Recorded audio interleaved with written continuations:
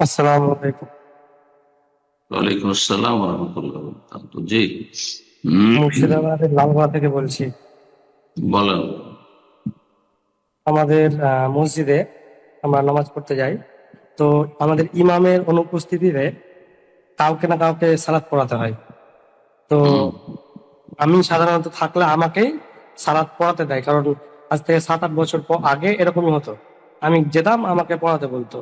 তো আমি রিয়া ব্যাপারটা জানতে পারি। তারপর থেকে ইদানিং আমি যখন রিয়া ব্যাপারটা জানতে পারি, তখন ওই যখন আমাকে ইমামতি করতে বলে এটা ভয় পাই যে বিষয়টার এর মধ্যে রিয়া চলে আসবে আমার। তো তার জন্য আমি ওই কি করি, যে আপনার এমন সময় দেখে যাই যেন অন্য কেউ পড়াতে লাগে।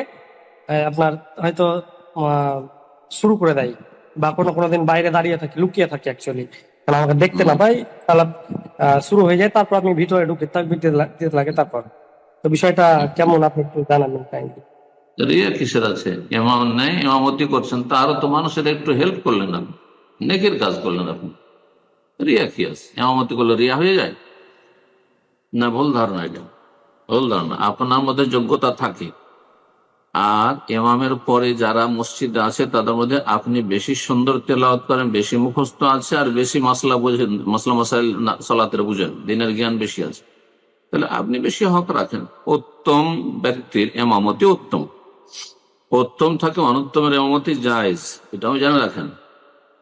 আফজাল, শ্রেষ্ঠ থাকতে যিনি শ্রেষ্ঠ নন, জুনিয়র, তার এমামতি জায়েজ, কিন্তু সিনিয়র ব্যক্তির এমামতি দিনের জ্ঞানের ক্ষেত্রে, সালাতে মাসলা মাসাইলের ক্ষেত্রে, কোরআন মুখস্থ রাখার ক্ষেত্রে, কোরআন শুদ্ধ পড়ার ক্ষেত্রে যিনি বেশি সিনিয়র, যে আকরাহুম লিকিতাবিল্লাহ, যে আল্লাহ কিতাব সম্পর্কে যে বেশি যে জ্ঞানী আর বেশি মুখস্থ রাখে, সে বেশি হক রাখে। শুধু হাফেজ বেশি হক রাখে না, বরং যে হাফেজের সাথে দিনের মাসলা মাসাইল, বিশেষ সালাতের মাসলা বেশি জানে, সে বেশি হক রাখে।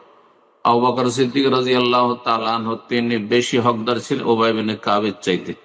অথবা উবাই বিন কাব বেশি বড় কারি, বেশি বড় হাফেজ আবু বকরের চাইতে, কিন্তু আবু বকর বড় আলেম। আপনি যদি বেশি জ্ঞানী হন, তাহলে আপনার এভাবে লুকিয়ে থাকাটা ঠিক না। জি, এটা শয়তানি অস্পর্শ, এতে বেঁচে থাকবে আমার ভুল এটি। কিন্তু আপনার চাইতে যোগ্যরা আছে, তাহলে যে কেউ আমতি করলে হবে। যোগ্য ব্যক্তি আমতি করে, আপনি মুক্তাদি হন, সমস্যা। আল্লাহু আলাম।